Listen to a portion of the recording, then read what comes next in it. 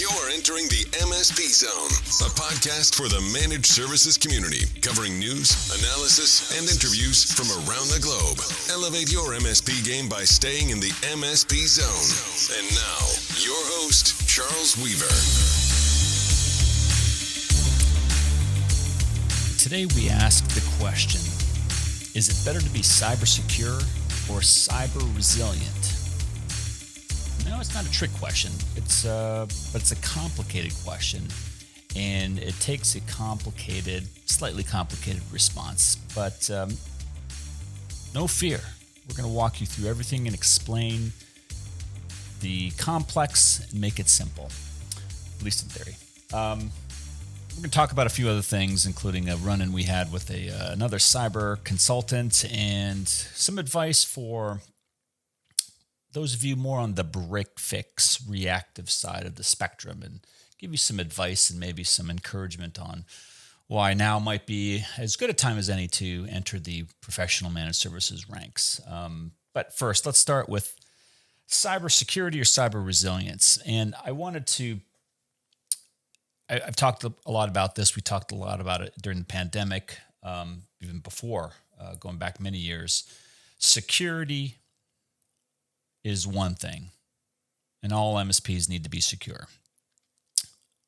But being resilient as an MSP is not always the same. In fact, in my professional estimation, there are a lot of companies that focus a ton of resources on cybersecurity, MSP security, and even, going further, most of them on helping customer security through managed services.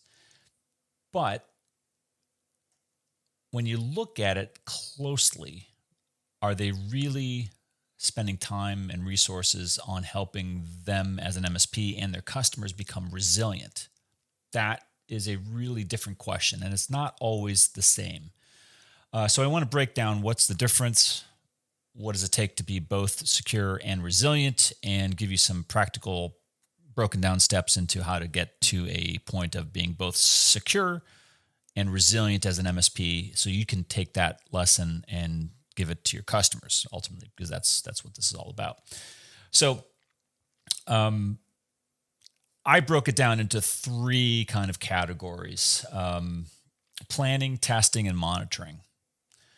And this is being applied specifically, again, to the cyber security and resilience issue. And we start with planning because, like most things in managed services, if you're not planning it, it's never going to get done, and it's never going to be repeated or repeatable. So I always start with planning. Cyber resilience, by the way, maybe we should start with just defining security and resilience. Security, cybersecurity, MSP security is all about preparing for the attack. It's the defense, right? It's before you've been attacked, building up the walls, right? If you're thinking about it as a physical thing, it's a castle, right? You're inside the castle, you're an MSP, you're inside the castle, you build the castle walls, you build the gate, right? An iron gate, you build walkway around the top so you can, have armed people looking out to make sure that no bad people are trying to scale the walls and get into the castle where the good people are, right? All that. Those are all good. That's a metaphor for cybersecurity, right? It's your firewall. It's your EDR, hopefully. It's your backup data. It's your testing of backup data. Can you restore from that backup data? Is it air-gapped and all that fun stuff? And many, many other items that go into a proper modern-day MSP security regimen or plan. Most MSPs stop there. Now, if you're one of them that says, no, we go a lot further, then good for you. You could probably turn this off and go do something else. But if you don't do more than that, if you have stopped there, or if you're not quite sure if you're doing the right things, then keep listening, keep watching. Planning for your cyber resiliency is the security is the defensive before the attack. The resiliency is once you've been attacked. And it could be you've been attacked and it's been a successful attack, or it could be you've been attacked, it was successfully defended, but you still have some post-battle things that you need to do in order to make sure that the coast is clear, it's really safe, it's safe to get back to business as usual. All those things I put into the resiliency category.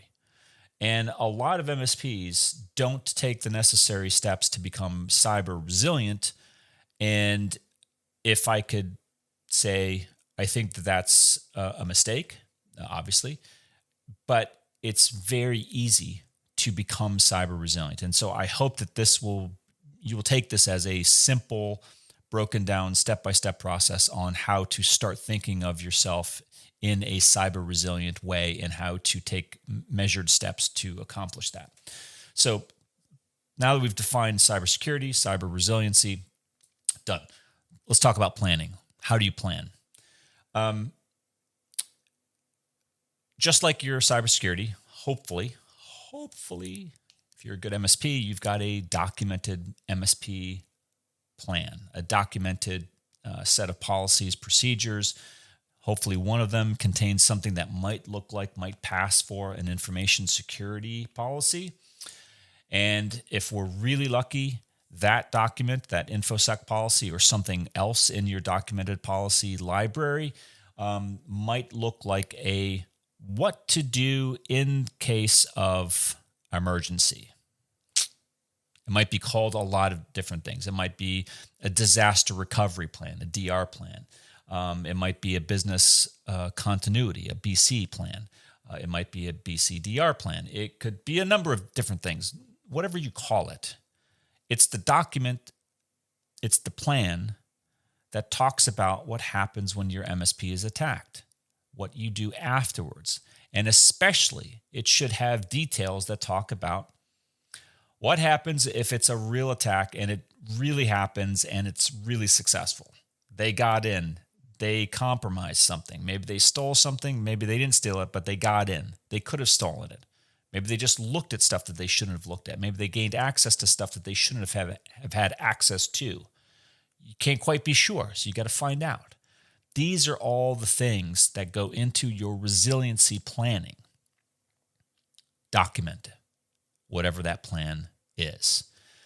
How do you do that? You start with, because I know some of you are saying, "Whoa, that's all easy, man." But how do you start? I don't have time. I'm running an MSP business every day. I can't do this. No, you can. You can do it, and I'm going to tell you how. Start pulling your team together and say, "Look, let's identify where are the common risk areas of our business." It's going to be different. All MSP, you take 100 MSPs, line them up, ask them where their vulnerabilities are, and you're going to get some common scenarios, common access points, but you're going to get a lot of differences.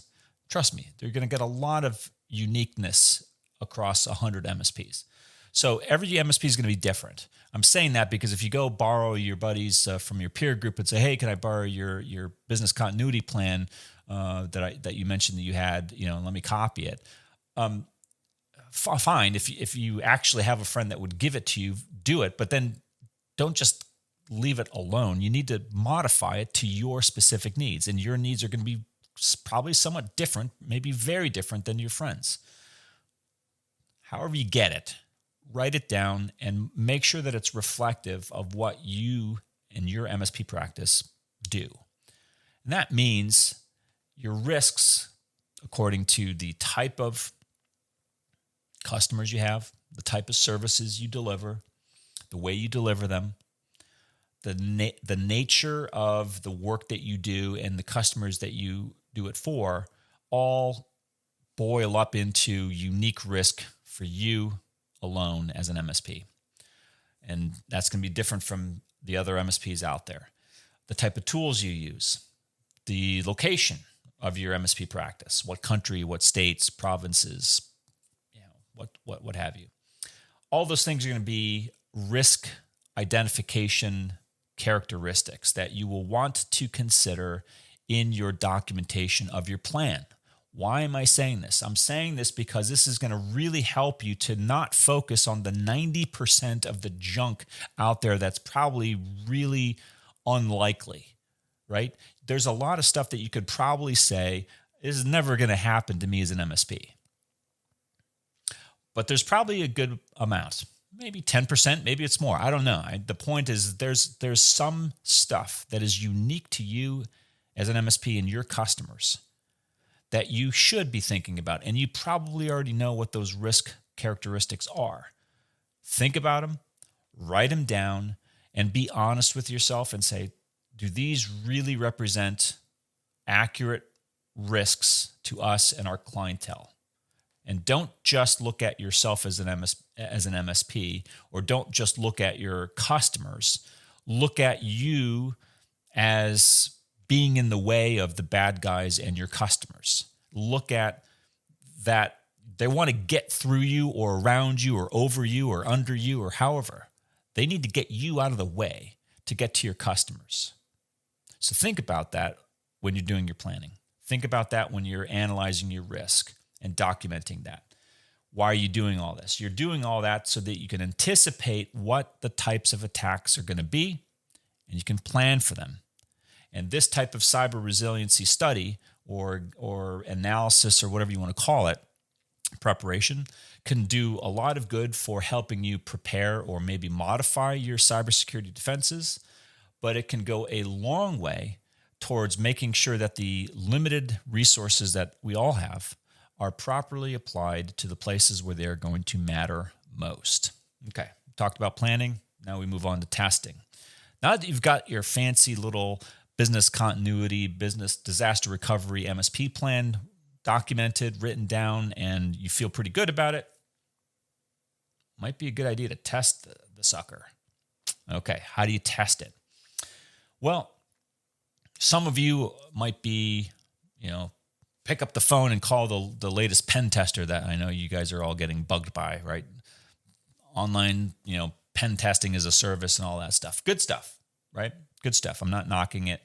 Would a penetration test fit the bill here? Yes and no. What I mean by testing, so just so we're clear, no, I'm not saying don't use pen tests. That's not what I'm saying. What I'm saying is when you're going to test your cyber resiliency, if you're doing penetration testing, that's fine. You should be doing that anyway. If you do it on yourself, that's okay. If you have an external party doing it for you, that's probably a lot better. What I'm talking about are actual tabletop exercises where you take your document, I'll call it the oh crap manual, something really bad hit the fan, right? Things are not good right now document that says this is what you do in the case of an emergency. You rip off the seal and you start following the instructions. That's what kind of a test I'm talking about. All right. So it's not a pen test. What I'm talking about is you take the scenarios. Maybe you come up with a half a dozen. Maybe it's only 2 or 3. I don't know. Everyone's going to be different. But you'll have a finite number of likely scenarios for a cyber event on your MSP practice or involving your customer. And what you should do is go through those scenarios with some regularity. We'll get to that in a moment. But maybe just start with 1 or 2. And you gather all the department heads or the key people from your company that need to be involved in this, and you sit them down and you say, next 2 hours, we are simulating this scenario. As of right now, we are going to pretend, right? You're not actually pulling, Ethernet cables out of the walls and kicking over servers or doing, you're not doing any of that stuff. This is all a simulation. I don't want to get any calls from people saying, hey, man, you said we should test cyber resiliency, so we wrecked our whole server room so we could prepare for a disaster. No, I'm not saying any of that. Simulation. Practice. Okay. You create the scenario. you get your relevant people from your company, you get them in the table, and you say, this is the scenario. This just happened. What do you do? And you watch them. And you have someone in the room that's a note taker and just kind of notating and writing down what is happening. And you will be surprised if you do it honestly and you don't just do it as a rubber stamp and, oh, we know what to do. But if you really look at it as an exercise in what would you do as a company and be very detailed in the steps that you take, right? Think about this. Suppose one of the scenarios is a major software vendor to your MSP practice is knocked offline, right? Maybe it's a local data center is hit by a storm and no longer has power. So you're down a primary data center. What do you do? Or a cloud provider is knocked offline, right? There's any number of scenarios. Maybe it's a successful cyber attack. Maybe it is a something that came in through a customer that's impacting you. I don't know. There's so many scenarios. I could spend all day giving you the scenarios, but it's all going to be unique to you. The point is that you go through that scenario, whatever it is for you in your MSP practice, and you honestly assess how you would react and the steps that you would take. And you would be very detailed, such as, okay, the person who's in charge of communication to customers, whoever that is, or that department in your company, what do you guys do? What's your first call? Are you authorized to say anything to customers? Are you authorized to say anything to the press? Those are the things, by the way, that you would never want to figure out in the middle of a crisis. You want to think about those things before, when you're very calm, when everything's working, so that if you ever end up in a crisis, you're not in a crisis. You're dealing with it according to a plan that has been tested. That's what I'm getting at. All right. I think I've beat that to death. Actually, one last thing. Document your test results. Very, very important. If you nominate someone in the room to be a note taker or a secretary to document and coalesce the different things that happened, document those findings and review them. And review them with an eye towards improvement of the MSP disaster preparedness capabilities and things that would be helpful to make you more cyber resilient. And finally, the third, right, we talked about planning, we talked about testing. The third is monitoring. How do you want to figure out whether you have been successfully attacked? Some of you are saying, well, never be attacked. Okay. That's probably not realistic for most companies on planet Earth. The best way is for you to find out yourself through your own monitoring. And so it's good for you not only to have your internal, your RMM that you typically use for your customers focused internally, but also if you're already doing this and using like an EDR type of a platform for your customers, point it inward as well. Monitor yourself just like you would be your best customer who buys everything that you sell, they buy from you. Be that customer for yourself. Use all the technologies that you can yourself and monitor all of your internal assets, IT assets, everything. And be the first entity that figures out whether you have been attacked or if an attack is happening. And if you are that capable and aware, then you will be one step ahead of everybody else who figures out only, much too late, after the panic has already set in, after people who shouldn't know do know. I'm talking customers or the press or somebody like that. And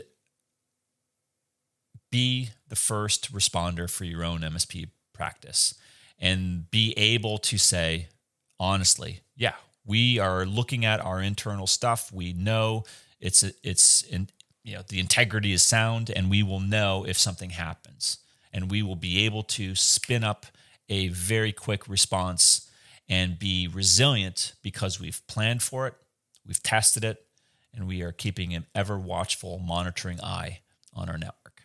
Follow those 3 steps and you will be not just cyber secure, you'll be cyber resilient, and you'll thank yourself for it. Okay, on to some more exciting news. It's not really exciting, but I'm really tired of talking about this topic, but this was such a overt in your face, or it was in my face type of a thing that I don't even know what to think about it anymore, folks. It's just, I don't know if it's demoralizing or if it's just part of getting older or what it is, but I'm going to relay a story. It's a real story. It just happened not that long ago. And it involved a company that reached out and said that they wanted to contact us. They wanted to have a meeting with us, with the MSPAlliance. And I said, okay, sure, why not? We checked them out and we went to their website and looked at the website and a bunch of us on the team here, right? We're MSP. If you don't want to call it experts, then we're MSP aware. Okay, we study MSPs a lot. We know a lot of MSPs. We look at this industry a lot for a long time. We're not spring chickens, is my point. We all look at their website and we all say, yeah, it looks like an MSP. We pass it around to the next person. They say, what do you think? Who are they? They look like an MSP. Why do they look like an MSP to you? Their website says we're an MSP. Yeah, same here. They do some other things that are not MSP stuff, like security consulting. But it says managed services. So I like to take people at their word. I like to take companies and websites at their word. It says that they're an MSP. So we take the meeting, all right? I don't know. Maybe they wanted to be a member. Maybe they wanted to be certified. I don't know what it is. But they said, hey, we want to take a meeting. They look like an MSP, so we set the meeting. All right?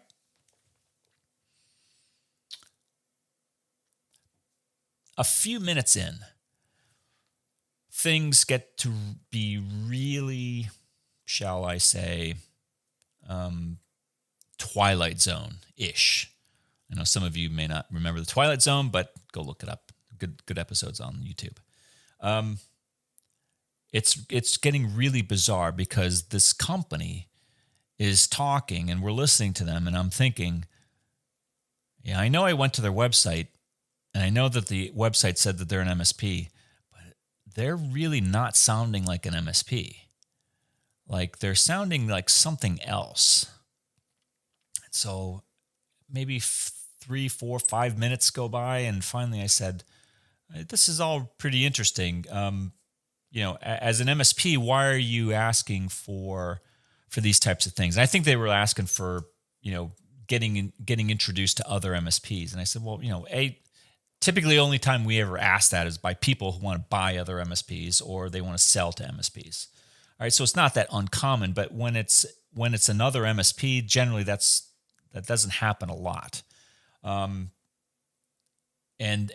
so I asked him. I said, "Well, as an MSP, what's your purpose? Why do you want to meet other MSPs? Are you wanting to join a peer group? Do you want to come to MSP World? What is it? What do you want to know?"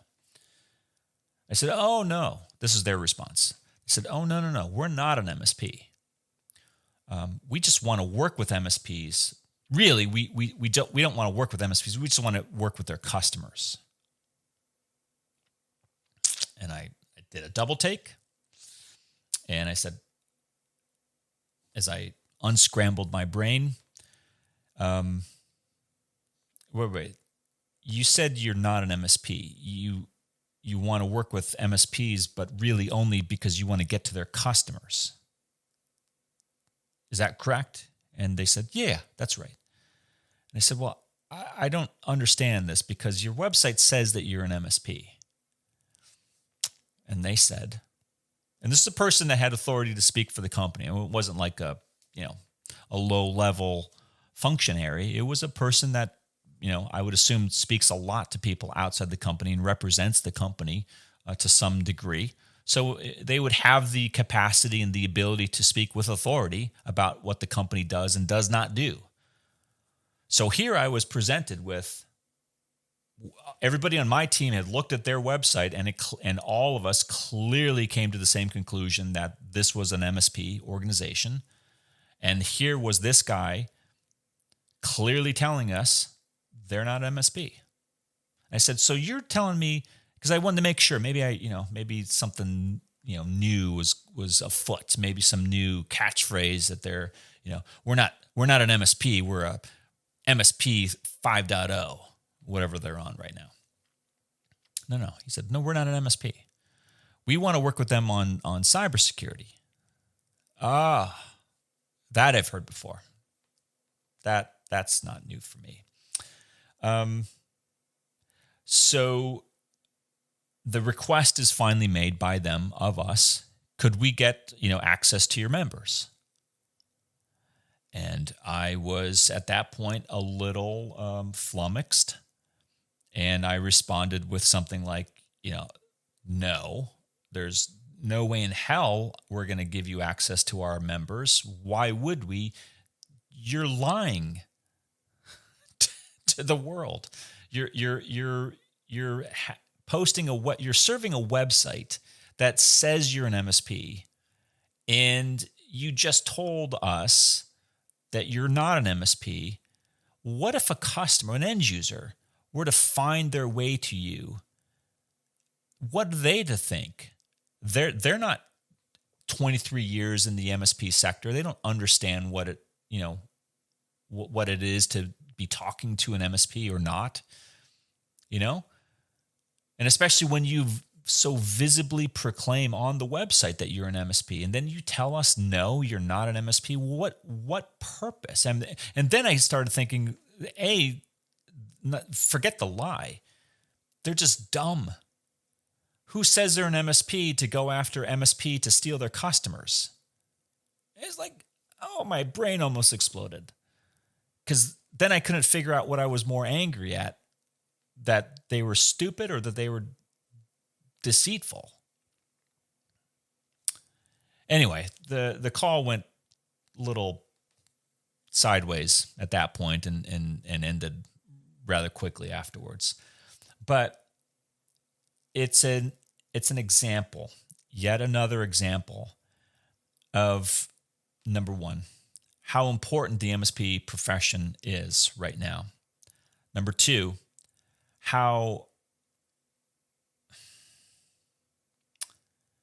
I don't want to say under attack, but the professionalism of the MSP profession is under attack, in my opinion, from characters and companies like this, who so recklessly go out and throw around the term managed services when they clearly don't consider themselves an MSP.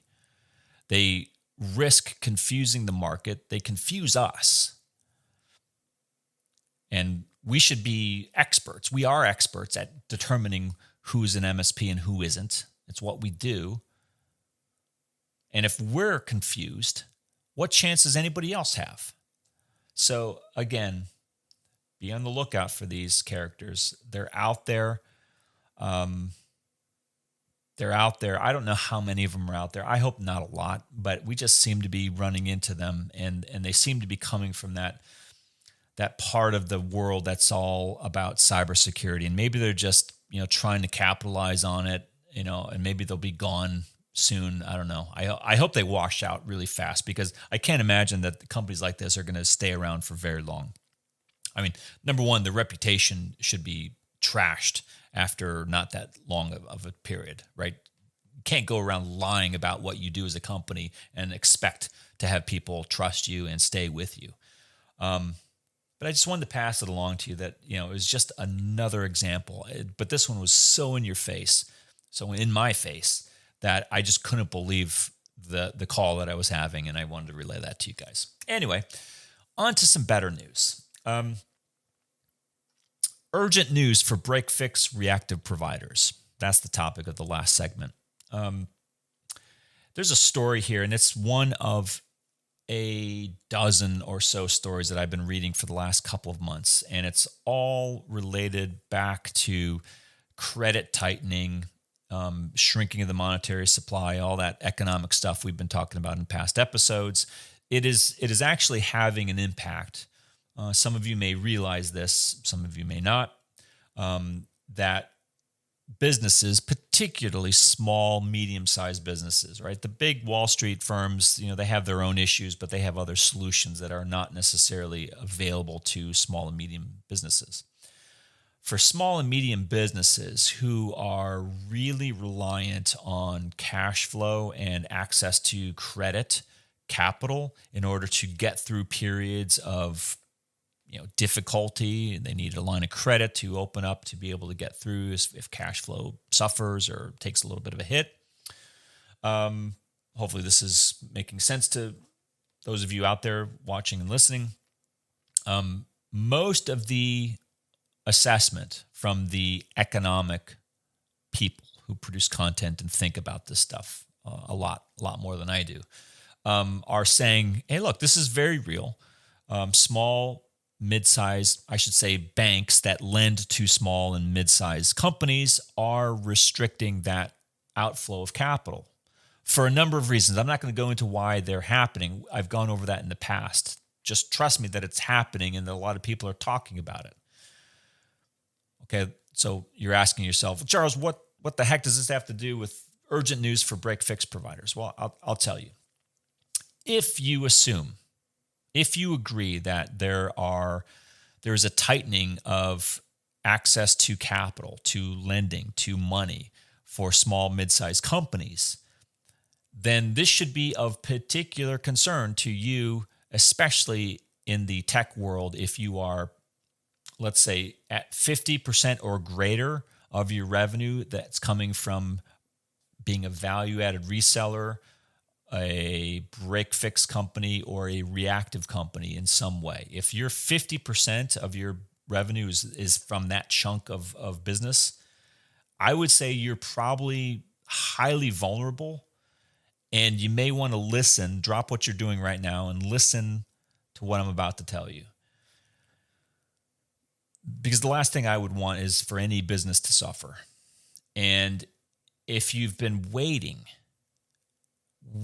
for maybe months, maybe it's been years that you've been saying, I've thought about being an MSP. It's not the right time. I don't want to do it yet. I'll do it someday. I'll do it someday, but not today. If that's been you,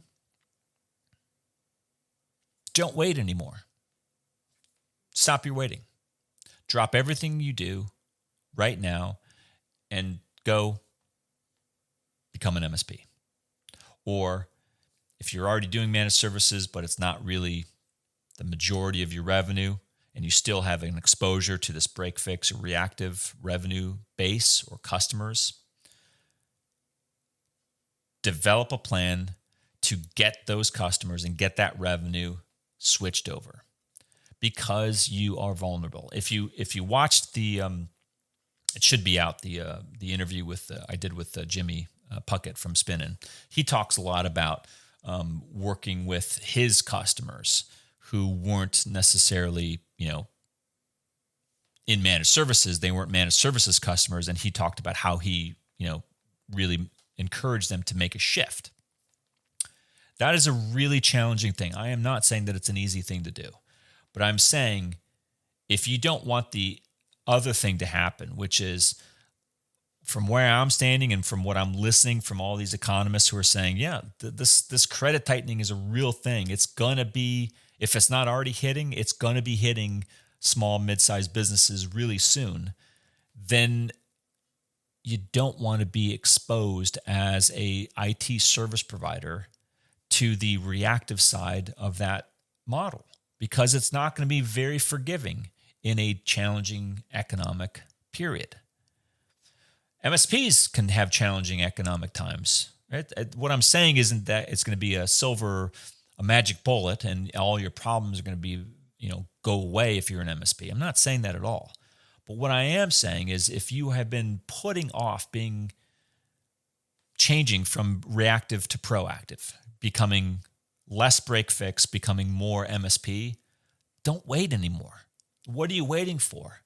The time to act is now, because acting now will save you a lot of pain and heartache down the road, because you took the time now to say, I don't want to be facing a credit crunch, or my customers facing a credit crunch that impacts me. Either way, it impacts me. I'd rather be an MSP. I'd rather have all the benefits that come with being an MSP. One of those benefits is you have a lot greater predictability and visibility into your cash flow because of the nature of that business model. And I am talking to you out there who sell blocks of time. That is not managed services. And we've talked about that so many times on this program. That is not cutting it. I am talking about real change, real monetary change of your business model, a change of how you deliver your services to become more proactive in your service delivery. It will do an amazing thing to your business, your company. It will help your customers in so many ways. It's not even funny. But one of the things it will do is it will dramatically lessen the impact, should it happen.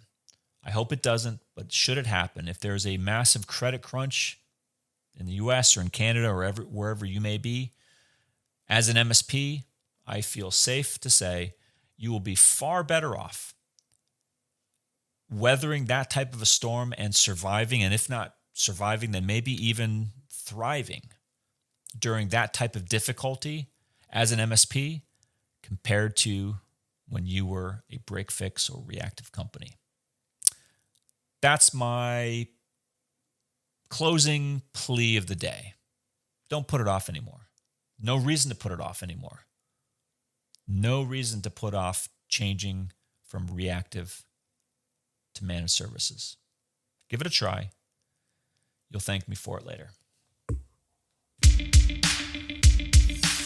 Thanks for listening. If you enjoyed today's episode, please give us a like. Make sure you are subscribed to the podcast so you will get notified when future episodes are released. We will see you next time in the MSP Zone.